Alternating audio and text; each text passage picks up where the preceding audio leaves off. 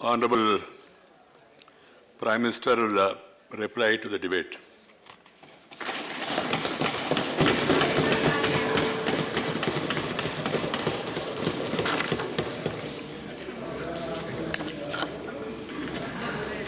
आदरणीय सभापति जी,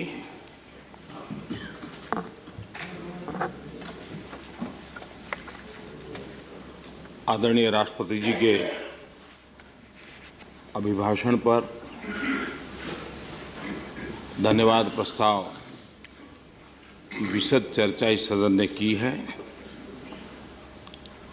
करीब 38 माननीय सदस्य ने अपने विचार रखे हैं।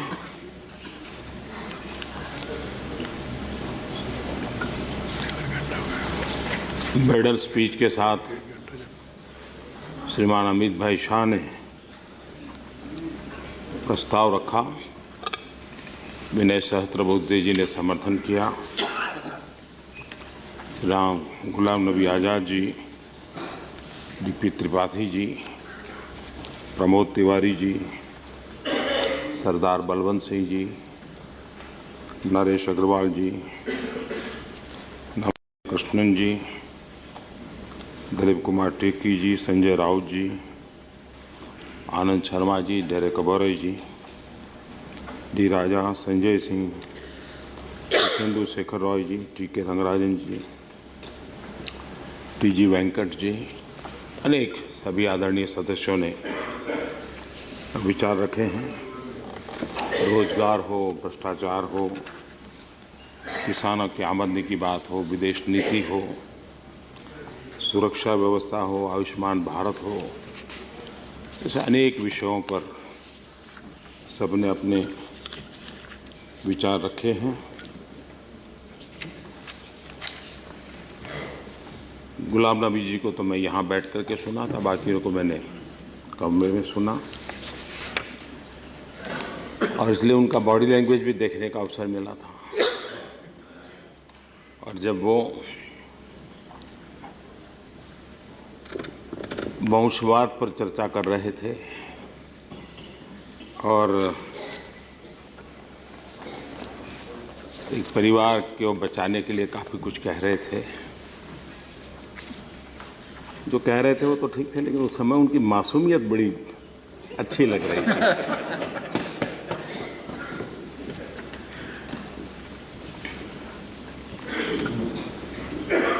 और ज़्यादातर मैंने देखा, अभी आनंद शर्मा जी को भी सुन रहा था, तो गुलाम नबी जी से लेकर के आनंद शर्मा जी तक ज़्यादातर तो अपनी पुरानी सरकार की बात ही बताने का मौका ले रहे थे। बाहर तो कोई सुनता नहीं है, तो यहाँ तो कहना ही पड़ेगा।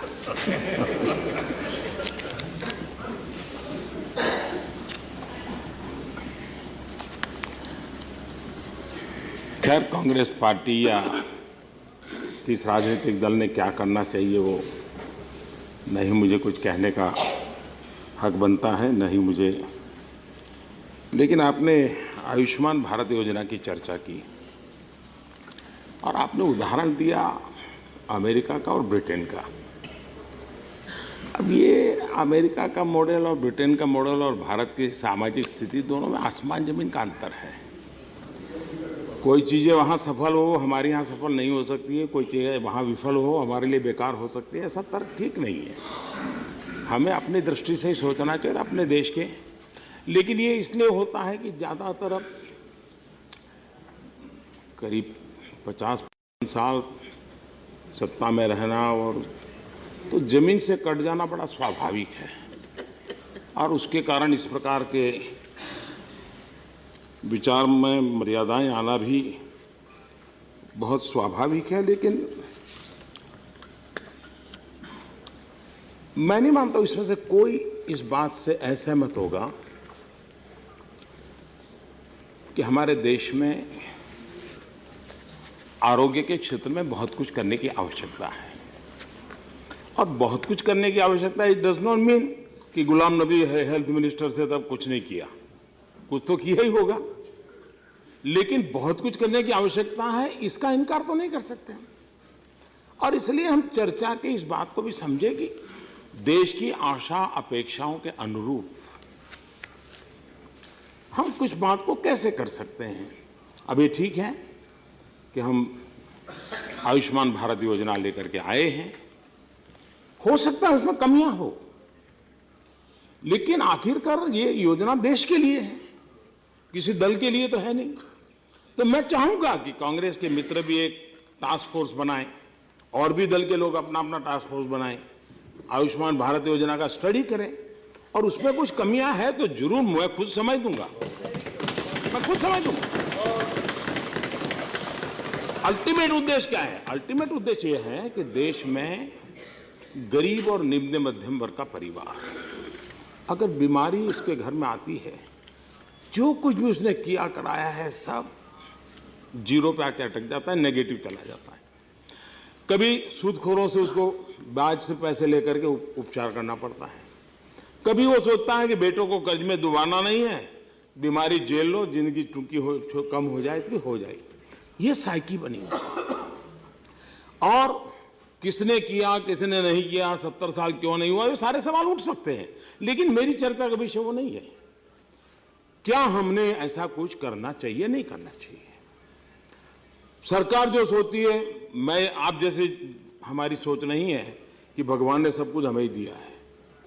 हम मानते हैं कि यहाँ सदन में हमसे भी कई विद्वान और अनुभवी लोग हैं, उनकी विद्वत्ता, उनका अनुभव, यहाँ के बाहर भी देश में बहुत विद्वत और अनुभवी लोग हैं। हम बैठ करके, मिल बैठ करके ये आयुष्मान भारत योजना को देश के 40-50 करोड़ लोगों को अच्छी स्वास्थ्य के लिए एक विश्वास पैदा कर सकते हैं क्या? और एक बार, और ये इंश्योरेंस स्कीम है, और इसलिए मैं समझता हूं कि हम जानते हैं इंश्योरेंस में किस प्रकार की व्यवस्था होती है, और इसलिए बजट के प्रोविजन वगैरह की चर्चा करके अटकने की आवश्यकता नहीं है। उस पहलू से हम भली भांति परिचित हैं, लेकिन देश का गरीब को इसका लाभ मिले, और मैं नहीं मानता हूं यहां किसी को दिक्कत नहीं होनी चाहिए। हाँ, योजना लागू करने के बाद कुछ कमियां आई हो और ध्यान नहीं गया है और आलोचना के कहना वो ठीक है। अभी सुझाव के पीरियड पे है, एक योजना का प्राथमिक विचार प्रस्तुत हुआ है, हम मिल करके उसको और अच्छा कैसे बनाएं, और इसलिए मैं तो चाहूंगा कि अच्छे सुझाव आने चाहिए। और जो लोग आज के मेरे भाषण को अगर सुनते होंगे टीवी पे, उनसे भी मेरा आग्रह है कि इसमें कोई अच्छी परफेक्ट कुछ अच्छी चीजें आप दे सकते हो, दीजिए। देश के गरीब के लिए करना है जी, इसमें कोई दल नहीं होता है जी। और मैं मानता हूं कि हम सब मिलकर के इस बात को आगे बढ़ाएंगे। ये बात सही है कि अगर मैं यहां बैठ करके अंग्रेजी में 9 लिखता हूं, मैं नहीं मानता हूं यहां का कोई व्यक्ति इनकार करेगा हाँ ये 9 है, लेकिन वहां बैठने वाले को 6 दिखेगा। मैं अंग्रेजी में यहां 9 लिखूं तो मैं गलत नहीं हूं, लेकिन अब आपको 6 दिखता है तो मैं क्या करूंगा, क्योंकि आप वहां बैठे। और इसलिए मैं समझता हूं कि अब कोई मुझे बताए कि हिंदुस्तान का ईज ऑफ डूइंग बिजनेस, ये अगर रैंकिंग खुद सुधार होता है, हमें दुख क्यों होना चाहिए? क्या ये देश के हर नागरिक को गर्व नहीं होना? चल भाई ईज ऑफ डूइंग बिजनेस हुआ, दुनिया में हमारी एक छवि बनी, देश के लिए एक अच्छी बात बनी है। अब हमने किया आपने किया वो मुद्दा हम जब चुनाव में जाएंगे तब खेल लेंगे, लेकिन जब देश की बात होती है तो अच्छा है। अच्छा, कोई हम यहां तक चले जाते हैं जी कि कोई रेटिंग एजेंसी को दे तो अब हम पर हमला बोलना कभी संभव नहीं होता है, तो उस रेटिंग एजेंसी पर ही हमला बोल देते हैं। शायद दुनिया में ऐसा कहीं नहीं होता होगा। और इसलिए, और कभी कभी तो मैं अनुभव कर रहा हूं, आपने भारतीय जनता पार्टी की आलोचना करनी चाहिए, जम करके करनी चाहिए। आपका हक है। मोदी की भी आलोचना करनी चाहिए, जम करके करनी चाहिए, बाल नोच लेने चाहिए। डेमोक्रेसी में आपका पूरा हक है। लेकिन भाजपा की बुराइयां करते करते आप भूल जाते हैं, भारत की बुराई करना लग जाते हैं, खिसक जाते हैं आप मोदी पर हमला बोलते बोलते हिंदुस्तान पर हमला बोल देते जाकर के। जहां तक भाजपा और मोदी पर करते हैं, राजनीति में आपका हक है और आपको करना भी चाहिए, लेकिन इसके कारण मर्यादा लांघ देते हैं और उससे देश का बहुत नुकसान होता है। तो और ये ठीक है कि आप कभी नहीं स्वीकार पाएंगे कि यहां हमारे जैसे लोग बैठे हो, कैसे स्वीकारेंगे? कभी नहीं। आपकी पीड़ा हम समझ सकते हैं, लेकिन मेहरबानी करके देश को नुकसान हो, देश की दुनिया में अब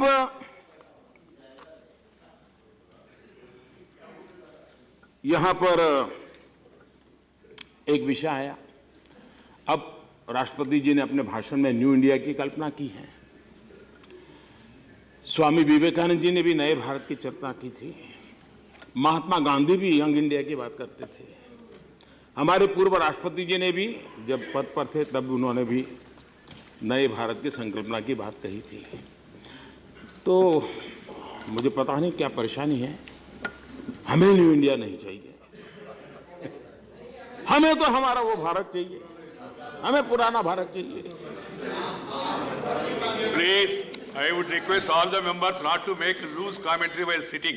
If anybody has got anything substantial, they can raise their hand and I will recognize and call them. Please do not disturb when the Prime Minister is addressing the House and also participating in a debate. We must show the maryada. हमें गांधी वाला भारत चाहिए, मुझे भी गांधी वाला भारत चाहिए, क्योंकि गांधी ने कहा था कि आजादी मिल चुकी है, अब कांग्रेस की कोई जरूरत नहीं है।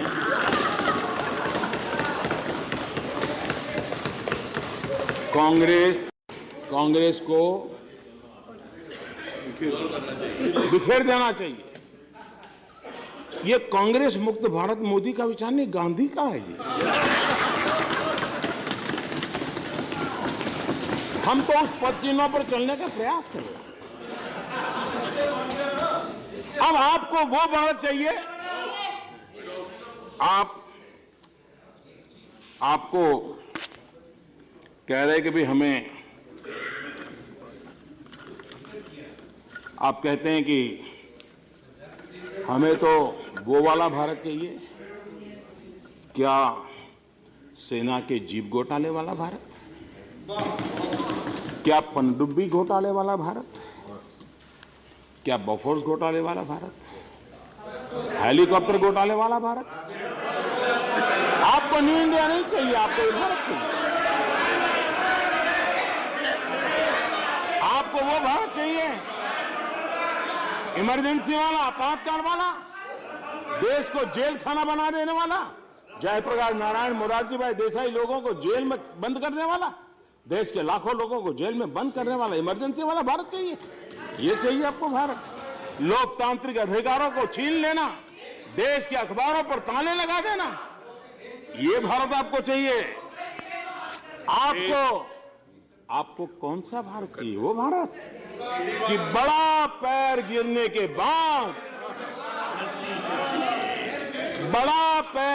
के बाद हजारों निर्दोष सिखों का कत्ल आम हो जाए।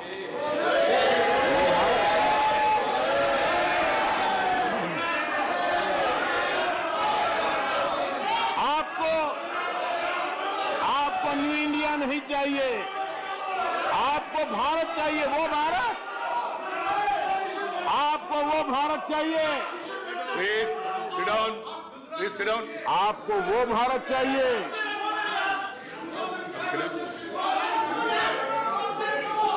Please. आपको वो भारत चाहिए जो तंदूर कांड होता हो और रसूखदार लोगों के सामने प्रशासन घुटने टेकता हो, वो भारत चाहिए। हजारों लोगों की मौत का गुनहगार विमान में बिठा करके उसे देश के बाहर ले जाया जाए, ये आपको भारत चाहिए।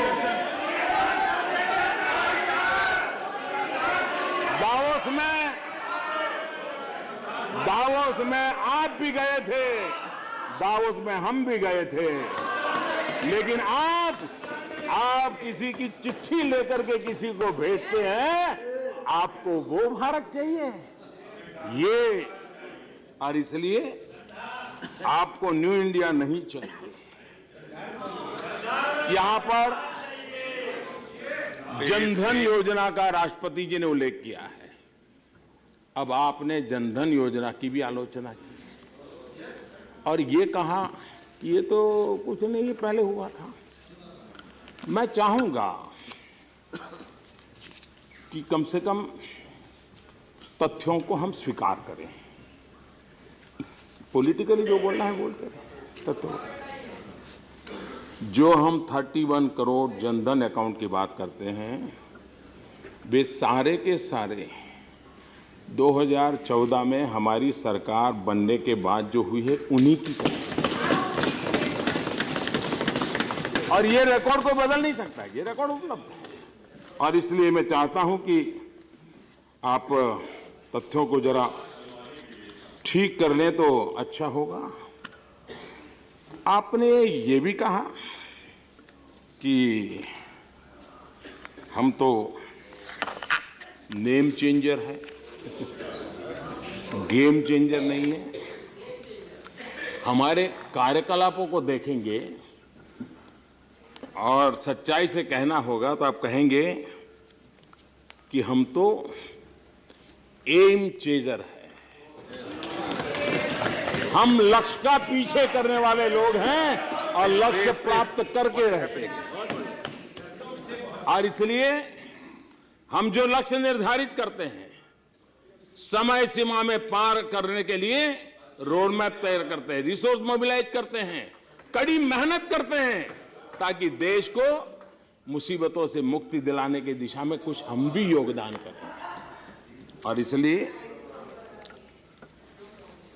कांग्रेस का ये तरसना बहुत स्वाभाविक है। भाई हमारा जय जयकार करो, हमें बार बार याद करो, हर जगह पे हमको याद करो, आपकी इच्छा रहना बहुत स्वाभाविक है।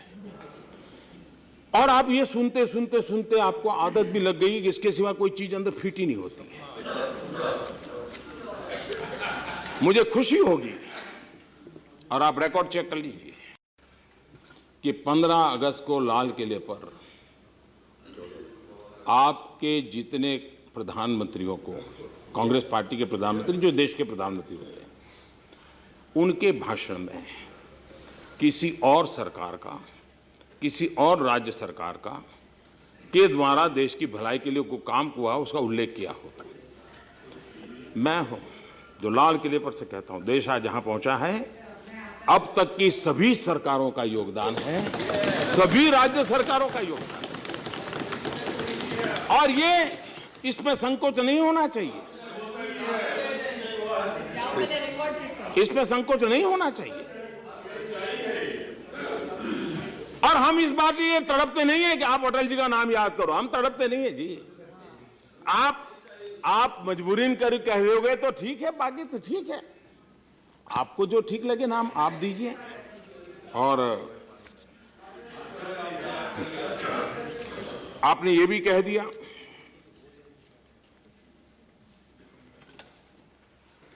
2014 के पहले जो कुछ भी हुआ सब आपके खाते में। क्रेडिट लेने की बड़ी इच्छा हो रही है, और आपके नियम भी बड़े कमाल के हैं। जब हम छोटे थे, गांव में क्रिकेट खेलने वालों को देखते थे तो छोटे छोटे बच्चे खेलते थे, और बाद में हम देखते थे एंड में झगड़ा होता था। तो हमें बड़ा आश्चर्य होता, क्यों? अभी तो खेल रहे थे, लड़ रहे, तो फिर देखा तो उनके एक नियम होता था, जिसके हाथ में बैट होता था वो बैटिंग करता था, और जैसे ही वो आउट होता था, नहीं बस मैं चलता हूं। आप लोग भी यही है कि आवत चंद्र बैटिंग आप ही को मिलेगी क्या?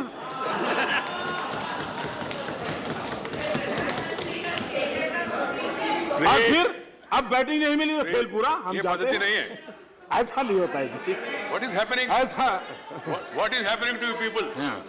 You are all honorable members. You are supposed to listen the other side, and afterwards, if you want to say something, अब you will get an आप opportunity. आधार की बात आती है तो आप कहते That हैं is your कि this thing expectation. काम हमारा और आप क्रेडिट ले रहे हो। अच्छा है अगर आप ये कहते हैं तो, लेकिन आपको ये याद रहना चाहिए, और मैं चाहूंगा 7 जुलाई 1998 इसी सदन में, और सभापति जी उस समय इस सदन के सदस्य थे, तो 7 जुलाई 1998 को उन्होंने एक सवाल पूछा था एज ए मेंबर, और तब के गृह मंत्री श्रीमान लालकृष्ण आडवाणी जी ने जवाब दिया था इसी सदन में, और उस जवाब में उन्होंने कहा था multi-purpose national identity cards will also be used for issuing passports, driving licenses, ration cards, healthcare, admission in educational institution, employment in public-private sector, life and general insurance, as also for maintenance of land records and urban property holdings. आधार का बीज यहाँ है।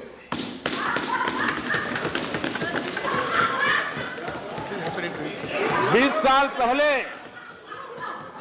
नहीं, some 20 people have साल got पहले प्रधानमंत्री जी 1 minute. प्रधानमंत्री जी vision- एक minute. Now I would like to tell everyone, and what happened to you? Now if you have some problem, go to the doctor, please. ऐसा मत करिए. Sit down, Redika, sit down. This is not the way. I have to name you, please. Don't do that. अध्यक्ष जी, Please. सभापति जी, सभापति जी, रेणुका जी को आप कुछ मत to कहिए। the office and also to media सभापति जी। not to report such a loose talk and unruly behavior, please. सभापति जी, मेरी आपको प्रार्थना है, रेणुका जी को कुछ मत कीजिए। रामायण सीरियल के बाद ऐसी हंसी सुनने का आज सौभाग्य मिला है।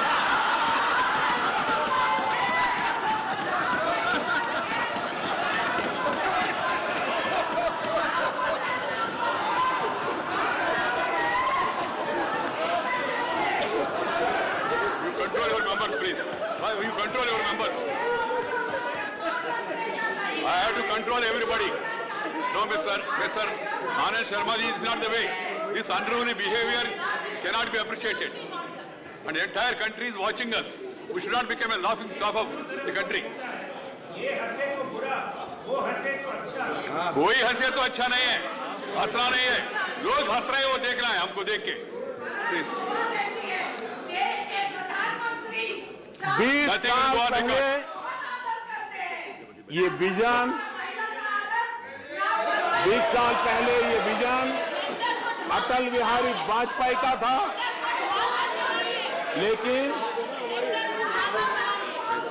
लेकिन कांग्रेस कहती है आधार उसने शुरू किया तो भी हमें आपको क्रेडिट देने में तकलीफ नहीं है। आधार आपका, हमने दल से आगे देश को रखा है और हमारे निर्णय का आधार देश हित रहता है।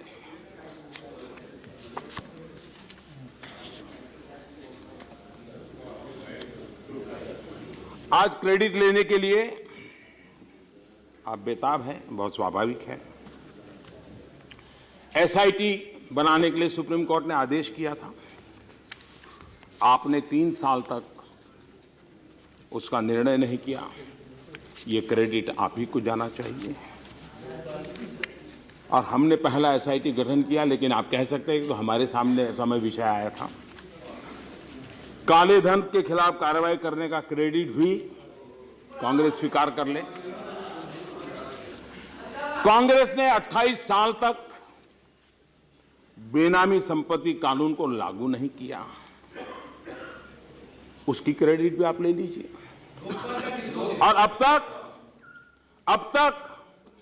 3500 करोड़ रुपए से ज्यादा संपत्ति, आपको पता होना चाहिए माननीय आनंद जी, आप लंबे अरसे तक यहां बैठे हैं और बोलने की आपकी एक विशेष स्टाइल भी है। हाँ, और आप तो बर्फ का छुरा बना करके भौंक सकते हैं, पता भी न चले। लेकिन ये बेनामी संपत्ति का कानून 28 साल पहले पारित हो चुका, सभी सदनों में पारित हो चुका था, लेकिन उसके रूल्स नहीं बनाए, नोटिफाई नहीं किया और अटका हुआ था। किसने रोका है? ना कोई विपक्ष नहीं था जिम्मेवार। जानकारी के लिए उसमें मुझे अच्छा लगा, आप जैसे विद्वान को भी कुछ। अब तक 3500 करोड़ रुपए की बेनामी संपत्ति जब्त की है। अब आपके काल के में खंड में इतनी बेनामी संपत्ति बनी तो क्रेडिट तो मिलना चाहिए, क्रेडिट तो मिलना चाहिए। आपके लिए सारी क्रेडिट है।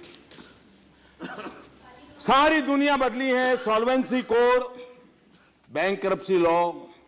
मैं नहीं मानता हूं ये कोई ज्ञान नहीं था आपको, लेकिन आपको क्रेडिट जानी चाहिए कि बहुत लोगों के लाभार्थ आपने इसको नहीं बनाया। क्रेडिट आपको जानी चाहिए। देश के इंडस्ट्रियल सेक्टर को, ग्लोबल कम्युनिटी को भारत के प्रति विश्वास पैदा हो, भारत के नियम और कानूनों के प्रति विश्वास पैदा हो, हमने ये निर्णय किए। रैंक 1 पेंशन 4 दशक तक देश की आंख में धूल झोंकते रहे और 500 करोड़ का बजट, 500 करोड़ का बजट देकर के चुनाव में चले गए तो हवा बन चुकी थी। क्या करें? अब जब हम आए तो हमें देखा कि रिकॉर्ड तक नहीं थे, कि इस चीज की बारीकी से अध्ययन तक नहीं हुआ था। और जब हमने ये लागू किया, 11,000 करोड़ रुपए की जरूरत पड़ी। 11,000 करोड़, अब 500 करोड़ से कैसे देते? तो अब ये सारी क्रेडिट आप ही को जाएगी। जीएसटी के लिए मध्यरात्रि को समारोह हुआ, कांग्रेस ने इसका बहिष्कार किया, सभी दल आए और आपको ये लगा कि कहीं ये हमारे को क्रेडिट मिल जाएगी। और आप मानो या ना मानो, ये आप जो कुछ भी कर रहे हो, जीएसटी के संबंध में इसकी जितनी नेगेटिविटी है वो आपके खाते में जमा हो रही है और होती रहेगी और देश के दिमाग में फिट हो जाएगा। आप लोग सोचिए कि ये क्रेडिट कोई ले न जाए इसकी चिंता और खुद की क्रेडिट मिलती रहे। अब नीम कोटिंग की बात आई, आपकी तरफ से कहा गया हमने शुरू किया था। देखिए, चीज आप आधी अधूरी शुरू करके छोड़ दें और आप उस पर कैप लगा दें, इससे आगे नहीं जाना है, तब उस योजना का लाभ होने से नुकसान ज्यादा होता है। आखिरकार नीम कोटिंग के पीछे 2 विषय थे जो आपको भी ज्ञान था। एक, यूरिया की ताकत में वृद्धि होती है, इसलिए किसान को कम यूरिया से काम चल सकता है। दूसरा, क्वालिटेटिव चेंज आता है ताकि उत्पादन में वृद्धि होती है, ये मानी हुई बात थी। और दूसरा, यूरिया किसानों के पास जाने के बजाय ये कारखानों में चला जाता था, बिल किसान के नाम पे पड़ता था, सब्सिडी किसान के नाम पे कटती थी और चला जाता था कारखानों में। अगर 100% नीम कोटिंग होता है तो ये किसी कारखाने में काम नहीं आएगा, आपको भी पता था। 35% करने के बाद 65% का दरवाजा किसके लिए खुला रखा, ये क्रेडिट मैं किसको दूं?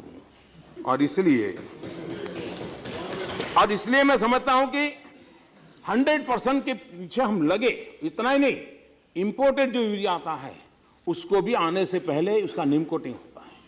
ये इसलिए कि, और उसी का परिणाम है कि आज यूरिया की कोई किल्लत नहीं होती है। वरना मैं जब मुख्यमंत्री था, मुझे हर वर्ष 2-3 चिट्ठी प्रधानमंत्री को यूरिया के लिए लिखनी पड़ती थी। मैं यहां आया तो शुरू में सभी चीफ मिनिस्टर से यूरिया ही चिट्ठी आती थी। अब आज एक चिट्ठी नहीं आती है, न कहीं लाठीचार्ज होता है, यूरिया लोगों को मिल रहा है। तो चीजें बदली जा सकती हैं। मैं ये बताना चाहूंगा कभी कभी राजनीति इतनी हावी रहती है, और ये बात सही है, बार बार चुनाव का नतीजा है कि योजना पूरी बनी हो न बनी हो, हम पत्थर जड़ देते हैं, फीता काट देते हैं, तख्ती लगवा देते हैं। और उसका परिणाम क्या हुआ? आप देखिए, हमें रेलवे के बजट में घोषणाएं बंद करनी पड़ी। अभी तो रेलवे का बजट मंजूर हो गया, लेकिन क्यों? जब मैंने देखा कि पुरानी सरकारों ने 1500 से ज्यादा ऐसी रेलवे की योजनाएं घोषित कर दी थी जिसको बाद में कोई देखने वाला ही नहीं है, ऐसे ही हो गई घोषित। उस दिन हाउस में तालियां पड़ गई, किसी अखबार में छप गया, उस एमपी ने घर जाकर के माला पहन ली, बात पूरी हो गई। ये कल्चर से देश का बहुत नुकसान हुआ है। और आप हैरान होंगे जी, मैंने एक प्रगति टेक्नोलॉजी का उपयोग करते हुए इनिशिएटिव लिया और मैं खुद सारे रुके पड़े प्रोजेक्ट का रिव्यू करने लगा। सभी राज्यों के चीफ सेक्रेटरीज होते हैं ऑनलाइन, भारत सरकार के सभी सचिव होते हैं, और मैं ऑनलाइन सबके साथ बैठता हूं। आप हैरान होंगे जी, ऐसे ऐसे प्रोजेक्ट सामने आए हैं जो 30 साल 40 साल पहले तय हुए, शिलान्यास हो गया, बाद में कागज पर उसकी लकीर भी नहीं खींची गई, ऐसे। अब मैं एक एक को रिव्यू करना लगा, सब डिपार्टमेंट को इकट्ठा। मैंने ये नहीं कहा भाई पुरानी सरकार था, मेरी क्या जिम्मेवारी, जी नहीं। आखिरकार ये देश है कंटिन्यूटी, सरकारें आए जाएं, आप बैठे, कोई बैठे, दूसरा बैठे, तीसरा बैठे, हम कोई इसको तो रोक नहीं सकते, लोकतंत्र है। लेकिन सरकार में ये भाव से नहीं चलता भाई ये तो जयराम रमेश के समय हुआ था, नहीं मारो ताला, ऐसा नहीं होता है जी। हमने खोजा, आप हैरान हो गए, 9 लाख करोड़ से ज्यादा प्रोजेक्ट ऐसे मैंने अब तक क्लियर किए हैं। सारे मिनिस्ट्री को बिठाए, मैंने कहा भाई जो भी हो 30 साल 40 साल पुराने। अब यही प्रोजेक्ट उस समय हो गया होता तो शायद कुछ हजार करोड़ों में हो जाता, लेकिन आज 9 लाख 10 लाख करोड़ के प्रोजेक्ट बन गए जी। और इसलिए ये काम जो हम कर रहे हैं, सरकार आपने भी चलाई है, हम भी चला रहे हैं, और जो भी सरकार में बैठता है उसको चलानी ही होती है, उसके जिम्मेदारी है। लेकिन इन चीजों को अच्छे ढंग से चलाते, और ये जो और सब जगह पे पत्थर हैं, आप लोगों के नाम है, सब है, अब तो शायद पत्थर लोग चोरी भी करके गए हैं, लेकिन क्रेडिट सब आपको जाता है, योजना है आपकी है जी। अब यहां हमारे आजाद साहब ने फूड सिक्योरिटी बिल की बात कही और डेट के साथ बोले। मैं आपसे, कोई भी पूछेगा जी, आपने जो डेट दी, हम तो उसके बाद आए, 1 साल बाद आए, 1 साल में आपने क्यों लागू नहीं किया? और आपने सुप्रीम कोर्ट का हवाला देते हुए पूछा कि सुप्रीम कोर्ट ने पूछा, आपको पता होना चाहिए कि केरल जहां आपकी सरकार थी उसने इसको स्वीकार नहीं किया था, सुप्रीम कोर्ट ने डंडा मारा था, लेकिन अब आप वो भी हमारे सर पर डाल देते हो। आपने करना चाहिए था, और मैं मानता हूं कि जो हम निर्णय करें उसको पूरा करने की तैयारी के साथ करना चाहिए। अब फर्टिलाइजर के कारखाने खोलने के लिए तो आप कह रहे हैं हमारे समय हुआ, हमारे समय हुआ, हमारे समय हुआ, लेकिन बंद भी तो आपके समय हुए, हजारों लोग बेरोजगार भी तो आप ही के समय हुए, उसकी भी तो क्रेडिट लीजिए। और इसलिए आज हम उसको अगर लागू कर रहे हैं और नीतिगत बदलाव करके कर रहे हैं जी। आज देखिए, हमने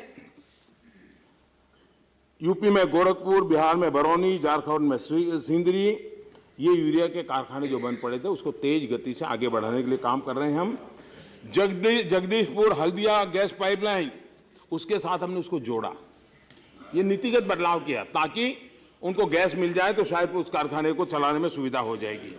और ये वो इलाका है देश का जहां पर इस प्रकार की व्यवस्था कहे तो पूर्वी भारत के विकास की संभावनाएं बढ़ जाएगी।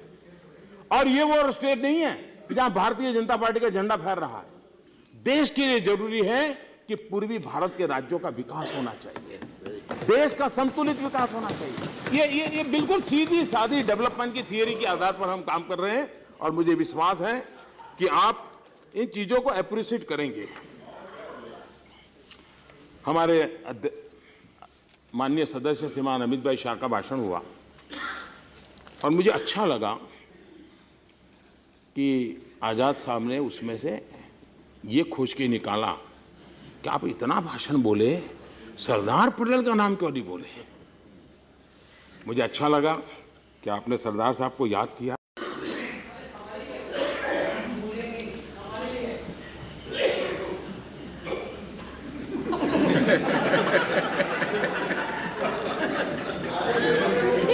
अभी अभी गुजरात में चुनाव हुए थे। उस चुनाव में हमारे बाबू बैठे हैं यहाँ,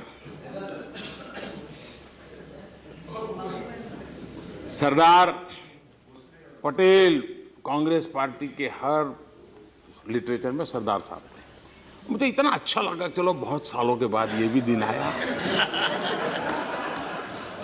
लेकिन और मैं सोचता था कि ये परंपरा बनी रहेगी, लेकिन गुजरात का चुनाव समाप्त हुआ और यहां आपके पार्टी का कार्यक्रम था। अभी भी आप पुराने चित्र देख सकते हैं, बैकड्रॉप पर कहीं सरदार साहब नहीं है, एक हफ्ते में। और उस समय अखबारों ने लिखा कि एक सप्ताह के बाद ही आपके यहां कार्यक्रम हो रहा है और सरदार साहब गायब है। और ये भी याद कीजिए, हम सरदार साहब का नाम देना हमारे अध्यक्ष जी ने उल्लेख नहीं किया, वो आपने उपयोग करने की कोशिश के लिए ये भी याद करें कि सरदार साहब को और बाबा साहब आम्बेडकर को भारत रत्न कब मिला, इतना समय बीच में क्यों चला। और इसलिए आप चर्चा करें, आरोप करें, और ये राष्ट्रपति जी के अभिभाषण के बाहर का विषय था, लेकिन फिर भी आपने उठाया तो अच्छी बात है, उठाया। लेकिन जब आप इसे उठाते हैं तो चार उंगलियां खुद के तरफ होती हैं, ये आप न भूलें। यही मेरा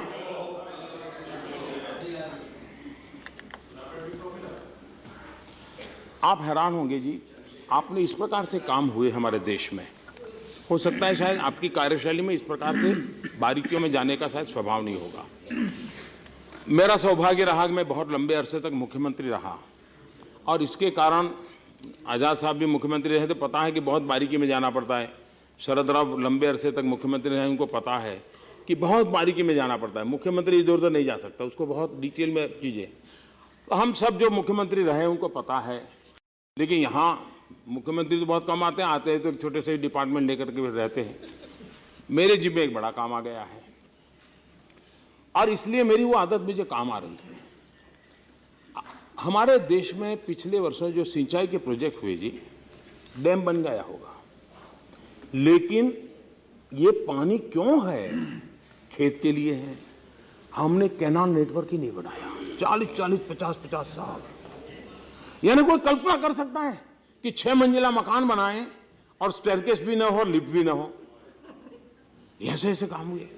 मैंने उसमें से 99 को आइडेंटिफाई किया, हजारों करोड़ रुपए की योजना से काम चालू किया, उस पानी किसानों को पहुंचे उस दिशा में काम किया है, और 50 योजनाएं पूरी हो चुकी हैं, बाकी योजनाएं जल्दी से पूरी हो जाए उस दिशा में काम चल रहा है। सवाल है, आपने बनाया, अच्छा काम किया, अच्छा किया, लेकिन सोच अधूरी, काम अधूरी, और रुपये गए, काम परिणाम नहीं मिला।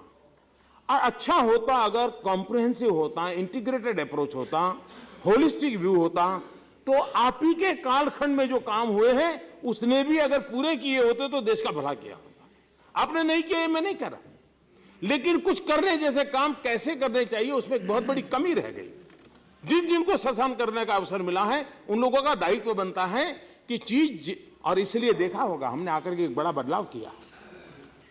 हमने हमारे देश में ज्यादातर बजट एलोकेशन होना, यानी वहीं से ज्यादातर संतोष माना जाता है, ताली बज जाती है, वो एलोकेट हो गया। आउटले के तरफ देखने वाली संख्या बहुत कम है, आउटपुट पर देखने वाली उससे भी कम है, और आउटकम की तो चर्चा ही नहीं होती थी। हमने पूरा वर्क कल्चर ऐसा बना दिया। इस सरकार ने आग्रह रखा है और पार्लियामेंट में रखते हैं आउटकम रिपोर्ट, ताकि रुपया जिस काम के लिए निकला था उसी काम में गया कि नहीं गया, और इसलिए आउटकम पर बल देने की दिशा में हमारा प्रयास रहना चाहिए। अब किसानों की आमदनी बढ़ाने का विषय की यहां चर्चा हुई है। मैं हैरान हूं कि किसान की आमदनी डबल होने में किसको इतराज हो सकता है? कोई इतराज नहीं हो सकता है। और हम इसलिए नहीं कि उसके साथ कोई राजनीति है, यहां बैठे हुए हर व्यक्ति के दिल में है कि भाई ये एक ऐसा काम है जिसको हमने करना चाहिए। अब ये कैसे होगा? जमीन के टुकड़े बढ़ते जा रहे हैं, परिवार की संख्या बढ़ती है। अगर उसकी 10 बीघा जमीन है तो बच्चों में बढ़ जाती है तो 2 बीघा 1 बीघा आ जाता है, तो कठिनाई है। तो हमने टेक्नोलॉजी इंटरवेंशन, एग्रोटेक की तरफ जाना ही पड़ेगा, हमें मॉडर्नाइज होना ही पड़ेगा। और ये अगर हम करते हैं तो बदलाव होगा। सॉइल हेल्थ कार्ड एक प्रयास है, पर drop more crop micro irrigation एक प्रयास है, स्प्रिंकलर। अब एक जमाना था हमारे देश में किसान फ्लड इरिगेशन के बिना शुगर केन हो ही नहीं सकता, इस कन्विक्शन वाला था। वो यही मानता था कि गन्ने की खेती के लिए तो बिल्कुल खेत और लबालब पानी से भरा हुआ होना चाहिए। लेकिन अनुभव से, मैं तो गुजरात में था, मेरा तो कंपल्सरी नियम था, स्प्रिंकलर से शुगर केन हो रही है और शुगर कंटेंट का लेवल बहुत ऊंचा आया है। अब धीरे धीरे देश भर में तो पानी बचेगा। अब ये ऐसे कई प्रयोग है। पहले अब हमें सबको मालूम है, केले की खेती जो करते थे, केले की खेती करने वाला, केले का फल मिलने के बाद वो जो उसका थड़ खड़ा रहता है उसको निकालने के लिए उसको पैसा देना पड़ता था। एकड़ पर 5,000, 10,000, 15,000 खर्चा आता है। हमारे यहाँ एक एग्रीकल्चर यूनिवर्सिटी को काम दिया और केले के थड़ में से उसने फाइबर बनाया और फैब्रिक्स बनाया और कपड़े बनाए और बहुत बढ़िया क्वालिटी के कपड़े बन रहे हैं। इतना ही नहीं, जहाँ सूखी भूमि है वहां अगर उसको काट करके डाल दिया तो 90 दिन तक बिना पानी वहां पेड़ पौधे आगे बढ़ सकते हैं। अब आज जो वेस्टेज था वो वेल्थ में क्रिएट हुआ और आज उसको लेने के लिए लोग आते हैं और उसका 10,000, 15,000 रुपए एकड़ का दे रहे हैं। हमारे देश में एग्रीकल्चर का जो वेस्ट है उसी पर हम बल दें तो भी हम उनकी इनकम में मदद कर सकते हैं। और देश में भी अब शुगर, हमारे यहां शुगर ज्यादा हो जाए तो भी किसान मरेगा, कम हो जाए तो भी किसान मरेगा। शुगर ज्यादातर किसानों के द्वारा चली हुई फैक्ट्रियां हैं। अब हमने इथेनॉल 10% कर दिया और उसके कारण जिस समय ये प्रेशर आएगा, कारण कि शुगर के मार्केट पर ग्लोबल इंपैक्ट रहता है, तो इथेनॉल पर डाइवर्ट करेंगे तो किसान को सुरक्षा की संभावना होगी। हमने किसान संपदा योजना ली, हमें मालूम है लाखों करोड़ों रुपया हमारा इसलिए बर्बाद हो रहा है कि खेत से लेकर के मार्केट तक की चेन हमें कई वीक पॉइंट है, इंफ्रास्ट्रक्चर के वीक पॉइंट है। हमारा बीज से बाजार तक का पूरा एक कॉम्प्रिहेंसिव अप्रोच होगा, तब जाकर के प्रयास होगा। और इसलिए हम उस दिशा में काम कर रहे हैं। और मैं मानता हूं कि इनाम योजना हो, करीब इनाम योजना अभी तो प्रारंभ हुआ है। कई राज्य हैं जिन्होंने अभी भी अपने एपीएमसी एक्ट में बदलाव करना चाहिए, नहीं किया है। लेकिन करीब करीब 36,000 करोड़ रुपए का कारोबार इनाम के ऊपर किसानों ने ऑनलाइन बिक्री करके किया है। 36,000 का कारोबार अपने आप में बड़ा होता है और एक शुभ शुरुआत है। वो मैं समझता हूं काफी आगे जाए। हमें वैल्यू एडिशन पर जाना पड़ेगा।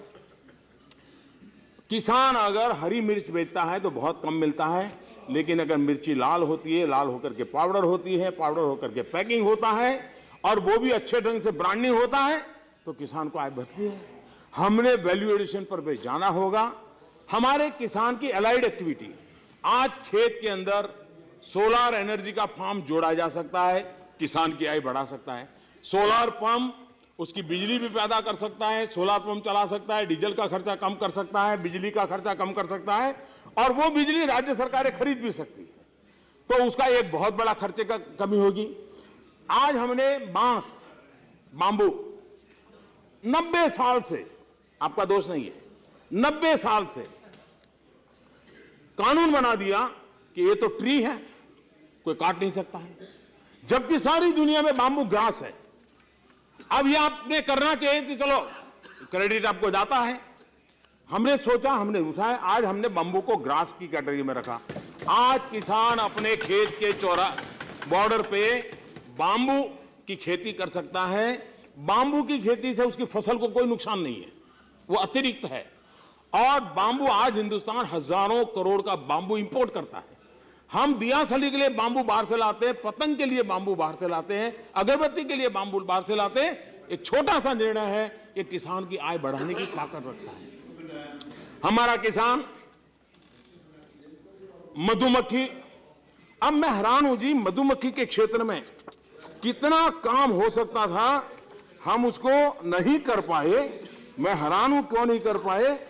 इन दिनों हमने 4 वर्ष में 11 integrated bee keeping development centre खड़े किए हैं और शहद के उत्पादन में 38% इंक्रीज हुआ और यह शहद अब दुनिया के बाजार में जाने लगा है। और सबसे बड़ी बात जिस पर हमें ध्यान देने की जरूरत है, आज दुनिया होलिस्टिक हेल्थ केयर की तरफ चली है, दुनिया इको फ्रेंडली लाइफ की तरफ कॉन्शियस हुई है और उसके कारण केमिकल वैक्स के बजाय बी वैक्स की मांग बढ़ रही है। हमारा ये हनी बी का काम इतनी बड़ी मात्रा में बी वैक्स को बल दे सकता है कि जिसके कारण आने वाले दिनों में हम बहुत बड़ा ग्लोबल मार्केट कैप्चर कर सकते हैं। और हमारा किसान साइड में एक पेड़ के नीचे काम करके कर सकता है।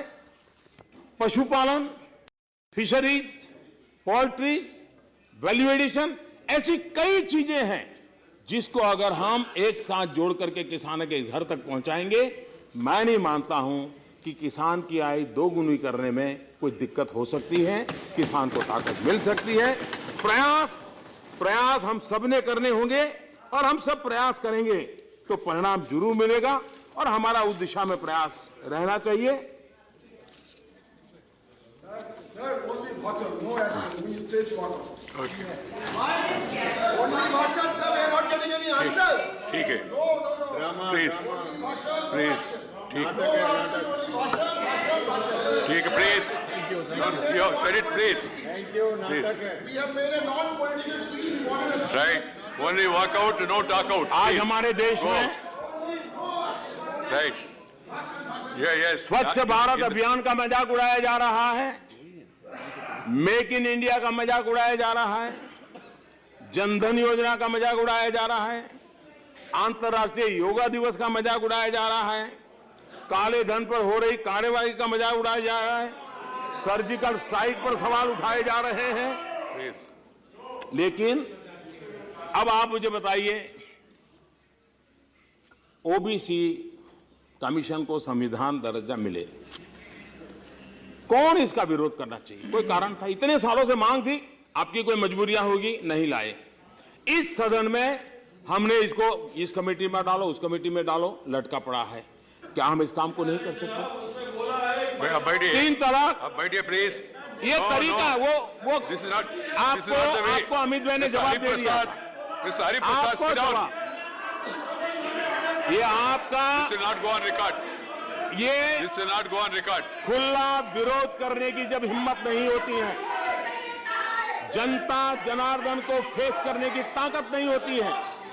आज जो ओबीसी समाज के अंदर जो एस्पिरेशन जगे हैं, आज जो ओबीसी समाज जागरूक हुआ है, ओबीसी अपने हकों के लिए मैदान में आया है और आपकी राजनीति खुले आम बात बोलने की हिम्मत नहीं करती है, इसलिए बहानेबाजी करके कर रहे हो।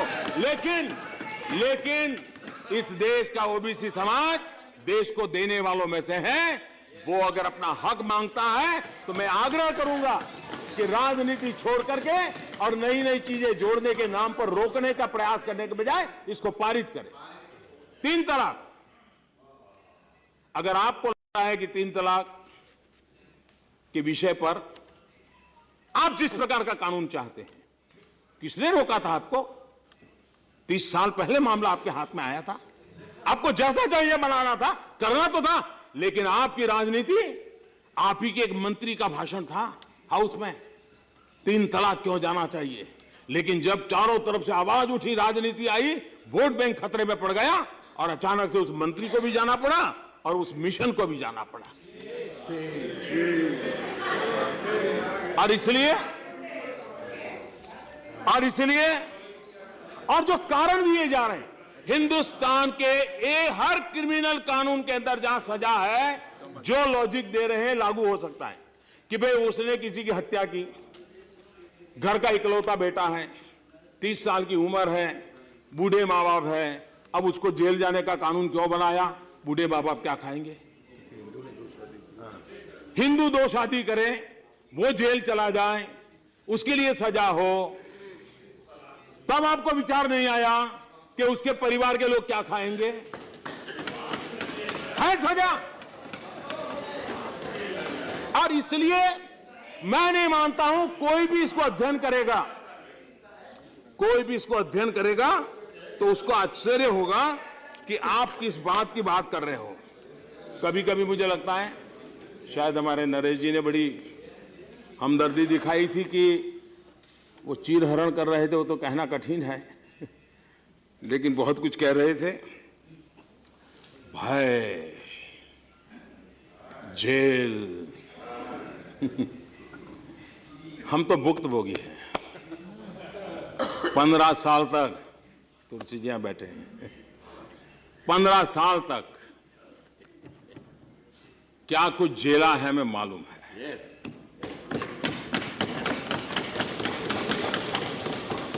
लेकिन कानून का काम करे कि ना करे। और आप यहां कहे किसी के बेटे को फंसाया जा रहा है, उसको परेशान किया जा रहा है, ढीकना किया जा रहा है, और क्या मैं समझता हूं कि इस प्रकार की बातें करना कानून का उपहास कर रहे हैं कि नहीं कर रहे हैं लोग? कानून तय करेगा क्या होगा। और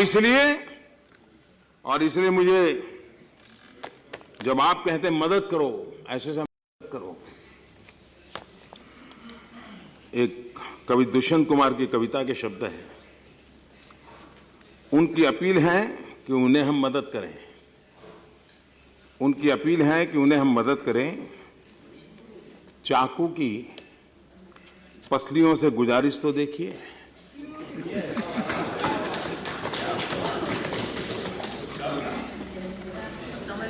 महिलाओं पर अत्याचार, मैं नहीं मानता हूं महिला पर अत्याचार ये कांग्रेस, बीजेपी, डिगली पार्टी, फलानी पार्टी का विषय है, हो ही नहीं सकता। और जो चिंता आपने जताई है वो चिंता बहुत स्वाभाविक है, जो आजाद साहब ने बताई। और इसलिए मैंने हिम्मत की थी लाल किले पर से कहने की कि बेटियों के लिए तो बहुत कुछ कहा जाता है, लेकिन कोई तो पूछो बेटा शाम को देर से घर क्यों आता है? कोई तो पूछो बेटा कहां जाता है, किसको मिलता है? कोई तो चिंता करे कि बेटों को भी तो संस्कार करने की जरूरत है। क्या हम सब एक स्वर से उन माताओं को झकझोर नहीं सकते, उन पिताओं को झकझोर नहीं सकते, उस शिक्षकों को नहीं झकझोर सकते कि आखिर किसी न किसी का तो बेटा है जो किसी बेटी के ऊपर अत्याचार कर रहा है? किसी का तो बेटा है। क्या हम सब एक स्वर में इस विषय पर समाज, और आखिरकार ये सामाजिक दूषण है, और उसमें जितने ज्यादा हम मिलकर के करेंगे, और इसलिए मैं चाहता हूं कि हमने इन सारी चीजों में उज्ज्वला योजना, महिला सशक्तिकरण का एक बहुत बड़ा काम, लेकिन हमने भी ये सोचना होगा। और मैं तो चाहूंगा, मैं इस सदन से माध्यम से देश के स्टार्टअप वालों से खास आग्रह करूंगा, क्लीन कुकिंग ये हम मिशन मोड में काम देश में करना चाहिए। और हो सके तो सोलार आधारित नए ऐसे चूल्हे इनोवेट हो, ऐसे इनोवेशन हो ताकि गरीब को खाना पकाने का एक नया पैसा खर्चा ना हो, और गैस ट्रांसपोर्टेशन के खर्चे भी बच जाएं, और अपने ही घर में सोलार की व्यवस्था हो, और आधुनिक ऐसे इनोवेशन से चूल्हे बन सकते हैं। क्लीन कुकिंग ये हमारे समाज जीवन के, एनवायरमेंट के लिए, उन महिलाओं के स्वास्थ्य के लिए आवश्यक है। और ये कोई राजनीतिक एजेंडा के कार्यक्रम नहीं है, देश हित के काम है। हम मिल बैठ करके इसको आगे बढ़ाएं। अब वहां चर्चा हुई कि स्वच्छ भारत की एडवर्टाइजमेंट का खर्चा इतना हुआ। मैं चाहता नहीं हूं किसी को बुरा लगे ऐसी कुछ बात बताने के लिए, लेकिन आप सरकार में रहे हैं, आप सार्वजनिक जीवन में जीते हैं। शौचालय, स्वच्छता ये विषय जितनी मात्रा में इंफ्रास्ट्रक्चर का इश्यू है उससे ज्यादा बिहेवियरल इश्यू है, आदत का विषय है। और इसलिए दुनिया में इस विषय के अध्ययन करने वाले हर किसी ने ये कहा है, आप जब सरकार में थे तब भी इसी पर फोकस था कि जब तक बिहेवियरल चेंज नहीं आता है इसमें ब्रेक थ्रू नहीं होता है। अब एडवर्टाइजमेंट जो है वो सरकार के कार्यक्रमों की जगमगाहट नहीं है, बिहेवियरल चेंज के लिए छोटी छोटी घटनाओं को लेकर के लोगों को शिक्षित करने का काम हो रहा है। और ये कहने से पहले हम ये न भूलें कि इस गरीब आदमी के पैसों से, खजाने में आए हुए पैसे परिवार के कुछ लोगों के जन्मदिन पर अखबारों में एक एक पेज की एडवर्टाइजमेंट छपा करती थी। कितने रुपये, देश का हिसाब लगा दीजिए, एक ही परिवार के लोगों के जन्मदिन पर कितने एडवर्टाइजमेंट के रुपये खर्चे हुए, चौंक जाएंगे। और ये बिहेवियरल चेंज के लिए है और हम सबको प्रयास करना पड़ेगा। आपकी भी जहां राज्य सरकारें हैं उनको भी आप कहिए कि बिहेवियरल चेंज के लिए बजट अलॉट करें, लोगों को शिक्षित करें। ठीक है, आप अभी बैठ जाइए प्लीज। ठीक है, बैठ जाइए। नहीं please, this is not going on record. Why are you wasting your energy? Why are you setting up plan president? Please, और उनके प्रयास हमने when nothing is going on record, why should you waste your आदरणीय energy सभापति जी, and set up a bad precedent? It's a bad precedent. सभा हमारे It's a bad precedent, please. हमारे राष्ट्रपति जी ने It's a bad precedent, please. It's bad precedent. 100 times it is bad precedent. हमारे राष्ट्रपति जी ने Interrupting a speaker and steadily getting up without the permission of the chair is a bad precedent. Yes, afterwards. Using the you यहाँ word पर also understand. हमारे माननीय आजाद साहब ने Bofors के मुद्दे को काफी विस्तार से कहा और बड़ी क्रेडिट लेने की कोशिश की। मैं एक कोट पढ़ना चाहता हूं। ये कोट कांग्रेस के एक वरिष्ठ मंत्री और बाद में निर्विवादित राष्ट्रपति श्रीमान आर वेंकट रामन जी की आत्मकथा का हिस्सा है। आत्मकथा है जब मैं राष्ट्रपति था, आर वेंकट रमन जी का। उन्होंने लिखा है, उन्होंने JRD टाटा से मुलाकात हुई और उस मुलाकात का ब्यौरा उन्होंने किताब में लिखा है। और लिखा है, टाटा ने कहा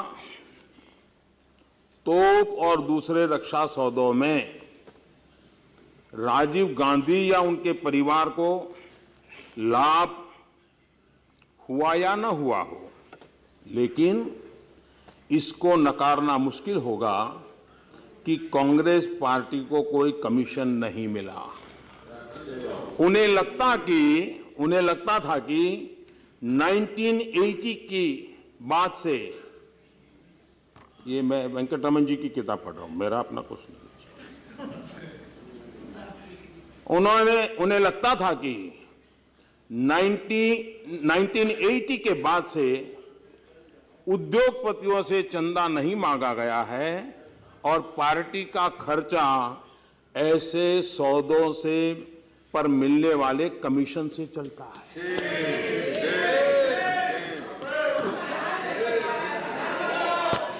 और इसलिए ये तो आर वेंकटरमन जी थे, बड़े वरिष्ठ नेता रहे आपके और राष्ट्रपति थे। यहां पर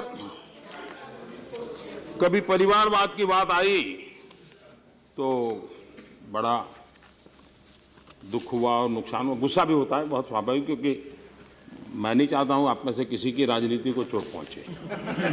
मैं नहीं चाहूंगा। लेकिन आप ही के एक महाशय, जिनका मीडिया में रिपोर्टेड चीज है, उन्होंने क्या कहा, सल्तनत गॉन, बट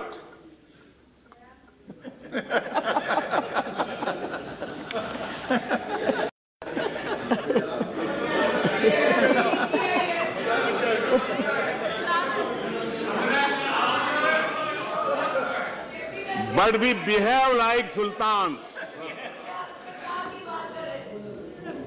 सुल्तानी तो गई, लेकिन हम अभी भी सुल्तान की तरह बिहेव कर रहे हैं।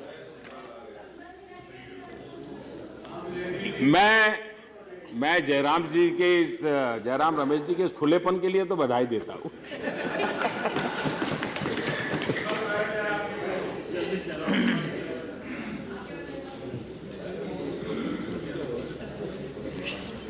निम्न मध्यम वर्ग, मध्यम वर्ग, देखिए महंगाई का सबसे बड़ा प्रभाव मध्यम वर्ग पर होता है। और पहले महंगाई कहां तक पहुंची थी वो आप सब जानते हैं। हमने कोशिश की है कि महंगाई 2 से 6% के बीच नियंत्रित रखें। अगर जिस तेजी से, जिस क्रम से महंगाई बढ़ रही थी, इसी क्रम से चलती तो आज मध्यम और निम्न मध्यम वर्ग का जीना कितना मुश्किल हो जाता, ये आप कल्पना कर सकते हैं।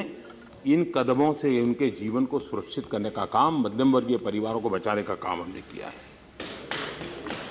गरीब और मध्यम वर्ग के परिवार अपने मकान बनाना चाहते हैं तो बैंक के ब्याज दर में कटौती करके, उसको सब्सिडी दे करके उसको प्रोत्साहित करने का बड़ा महत्वपूर्ण काम इस सरकार ने किया है। प्रधानमंत्री आवास योजना शहरी, उसमें नई कैटेगरीज हमने निर्माण किए हैं और घर बनाने के लिए 9 लाख रुपए तक के कर्ज में 4% की छूट दी है।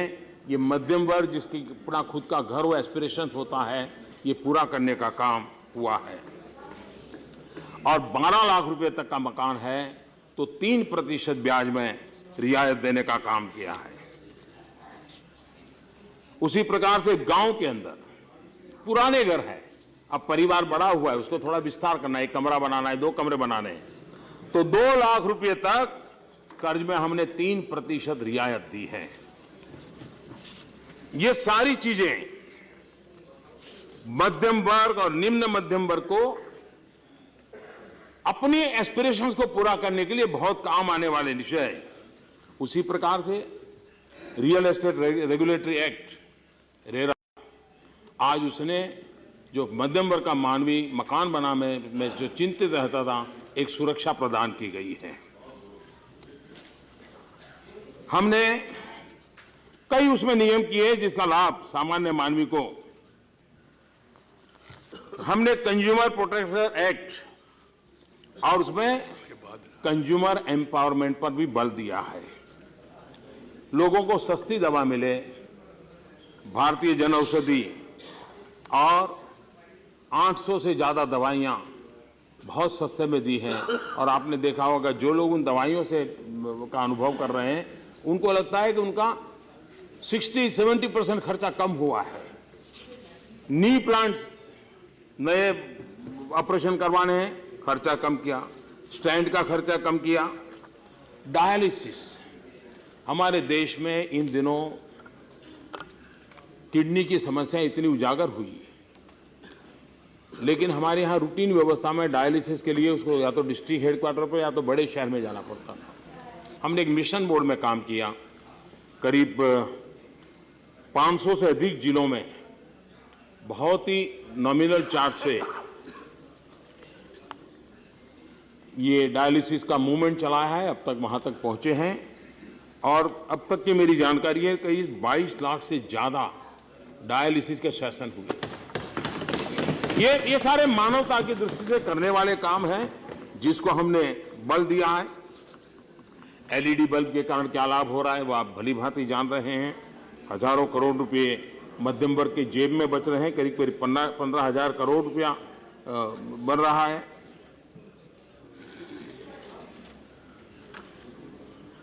एक विषय राष्ट्रपति जी ने अपने भाषण में कहा है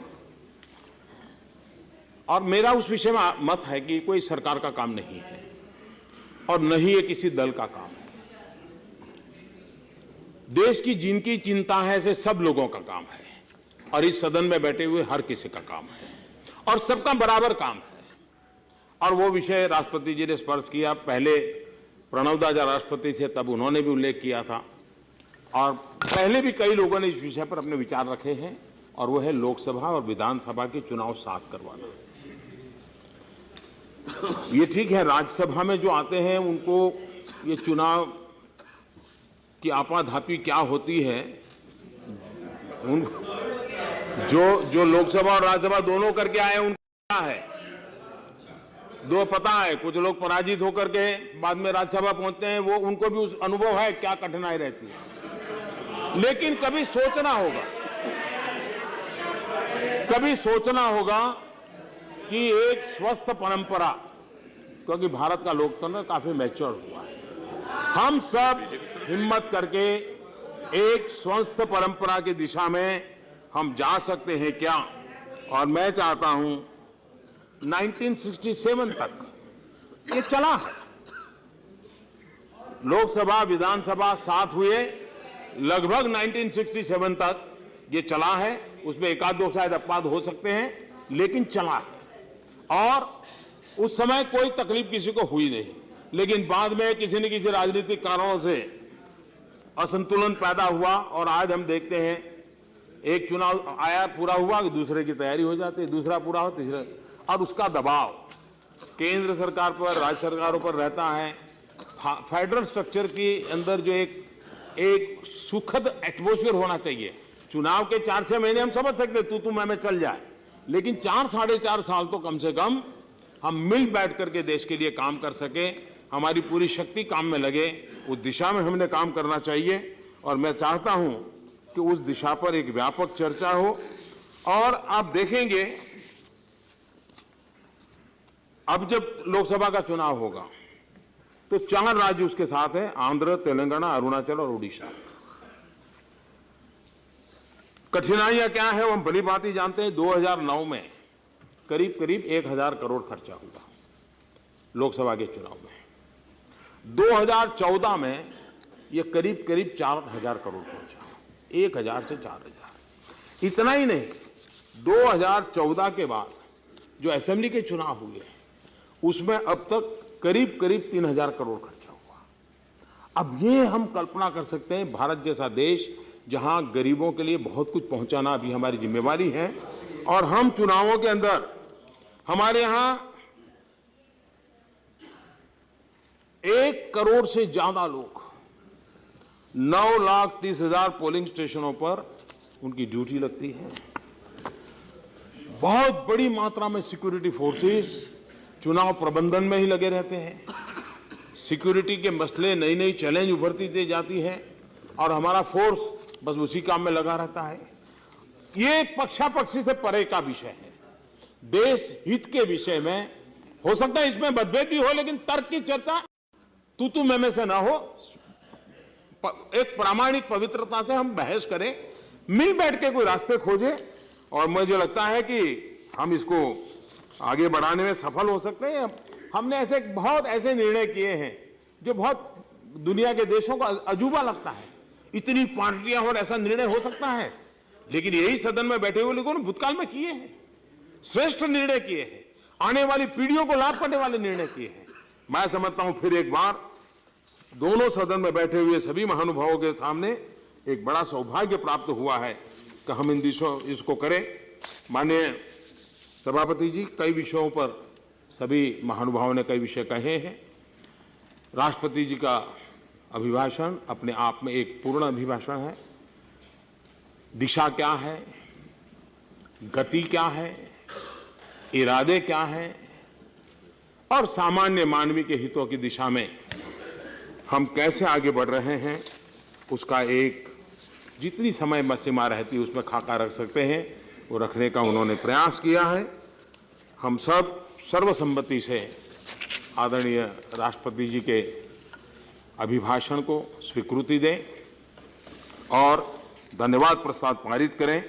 इसी एक अपेक्षा के साथ मेरा समर्थन देते हुए मैं अपनी वाणी को समाप्त करता हूँ।